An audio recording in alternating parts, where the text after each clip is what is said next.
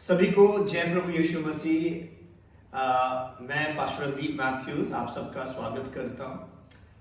बहुत सारे लोग इस समय फ़ोन कर कर चर्चा कर रहे हैं, बातचीत कर रहे हैं इस कोविड-19 के समय, जिस समय कोरोना का भय हर जगह फैला हुआ है। और बहुत सारे लोग कह रहे हैं कि हम परमेश्वर की आवाज़ को कैसे पहचानें। आजकल भय का वातावरण है और बहुत सारे लोग अलग अलग प्रकार से बोल रहे हैं और अलग अलग शिक्षाएं दे रहे हैं। तो लोग पूछना चाह रहे हैं कि हमें कैसे पता चले कि ये परमेश्वर की आवाज़ है या मनुष्य की आवाज़ है। तो सबसे पहली बात जो मैं आपको बताना चाहता हूं कि परमेश्वर की आवाज़ पहचानने के लिए प्रभु यीशु मसीह ने एक शब्द बोला और वो था कि मेरी भेड़ें मेरा शब्द पहचानती है। दूसरे शब्दों में, मेरी भेड़ें मेरी आवाज़ को, मेरी वाणी को पहचानती है। अब प्रभु की भेड़ें उसकी आवाज़ को किस प्रकार से पहचानती हैं? अब मैं आपको एक घटना के बारे में बताना चाहता हूं जो मैंने अपनी आंखों से देखी। एक दफ़ा मैं प्रार्थना के लिए किन्नौर ज़िले के अंदर एक ऊंची पहाड़ी पर गया और वहाँ पर मैंने देखा कि बहुत सारे जो गडरिये थे, जिनको लोकल भाषा में फुआल कहते हैं, वो अपनी अपनी भेड़ों के झुंड को लेकर एक जगह पर इकट्ठे हो गए और सारी भेड़ें आपस में घुल मिल गई और वो लोग वहाँ पर रुके, उन्होंने खाना खाया। और फिर सुबह जब हुई तो एक उनमें से जो गडरिया था, शेपर्ड, वो उठा और उसने सबसे विदा ली और उसने चलने के लिए वो आगे बढ़ा और उसने एक प्रकार की सीटी बजाई अपने मुंह से। और जैसे उसने सीटी बजाई, उस सीटी की आवाज़ को सुनकर उसकी भेड़ें उठी और उसके पीछे पीछे चलने लगी। अब बाकी भेड़ें नहीं उठी, सिर्फ उसकी भेड़ों ने उसकी आवाज़ को सुना और उसके पीछे हो ली। और इसी प्रकार से हम परमेश्वर की आवाज़ को पहचान सकते हैं। और इन भेड़ों ने अचानक से उसकी आवाज़ सुनी और उसके पीछे नहीं हो ली। इन भेड़ों ने शुरू से उसकी आवाज़ को सुना। शुरू से इस गडरिये ने, इस शेपर्ड ने अपनी भेड़ों के साथ एक संबंध स्थापित किया। उनके साथ, उसकी भेड़ों ने उसके साथ संबंध स्थापित किया और वो दोनों एक दूसरे को पहचानती थी और एक दूसरे की आवाज़ को भी पहचानती थी। उसी प्रकार से प्रभु यीशु मसीह हमारे चीफ शेपर्ड हैं, वो हमारे प्रधान चरवाहे हैं और वो हमसे बात करना चाहते हैं। सबसे पहले उसकी आवाज़ को पहचानने के लिए हमें उसकी आवाज़ को सुनना जरूरी है। और मरकुस रचित सुसमाचार उसके 12वें अध्याय के 29वें पद में जब प्रभु यीशु मसीह से ये सवाल पूछा गया कि सबसे बड़ी आज्ञा कौन सी है, तो प्रभु यीशु मसीह ने इस प्रकार से उसका जवाब दिया, the most important one answer Jesus is, Hear, O Israel, Lord our God is one. Love the Lord your God with all your heart, with all your soul, and with all your mind, and with all your strength.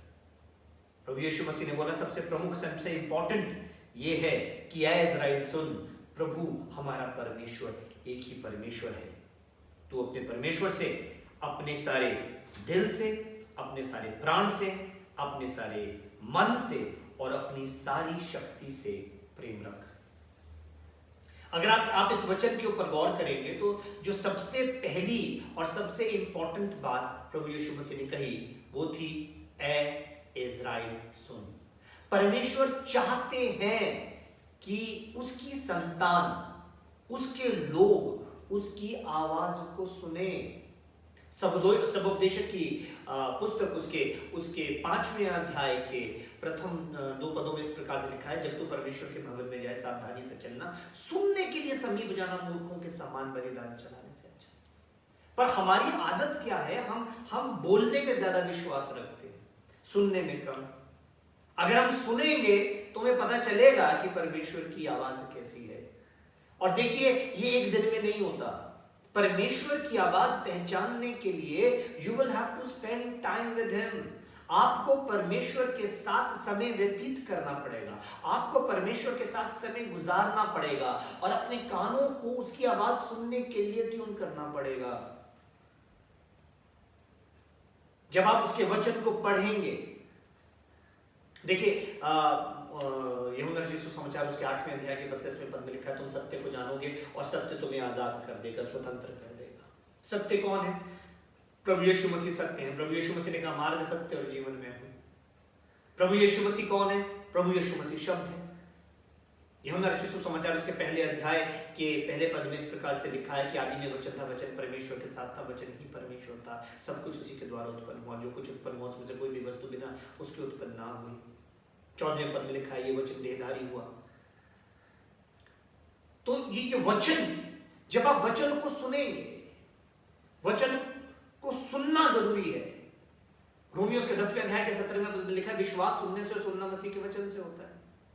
जब आप वचन को सुनेंगे, बार बार सुनेंगे, बार बार सुनेंगे, मैं पढ़ने की बात नहीं कर रहा, मैं सुनने की बात कर रहा हूं। जब भी आप वचन को सुनते हैं, आपके हृदय में विश्वास बढ़ता है, और जब आपके हृदय में विश्वास बढ़ता है, आप परमेश्वर की आवाज को पहचानने लगते हैं। परमेश्वर आपसे और मुझसे बात करना चाहता है। परमेश्वर चाहता है कि हम उसकी आवाज को सुने, पहचाने, और फिर जो वो कहता है करें। अपनी इच्छा के अनुसार नहीं चले, उसकी इच्छा के अनुसार चले। तेरी मर्जी जैसे आसमान में, जैसे स्वर्ग में पूरी होती है, वैसे पृथ्वी पर पूरी हो। और उस मर्जी को जानने के लिए हमें उसकी आवाज को सुनना जरूरी है। तो जो लोग सवाल पूछ रहे थे कि उसकी आवाज को कैसे जाने, कैसे पहचाने, कोई और तरीका नहीं है।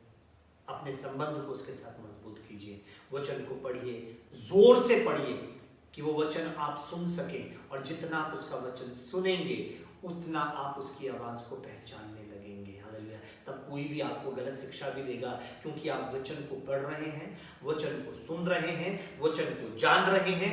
कोई भी आपको धोखा नहीं दे पाएगा। कोई भी आपको अपने तत्व ज्ञान में फंसाने की कोशिश, फिलॉसफी में फंसाने की कोशिश नहीं करेगा, क्योंकि आप जानते हैं कि परमेश्वर का वचन आपसे क्या कह रहा है। प्रभु आप सबको बहुत तायत से आशीष दे। Thank you so much.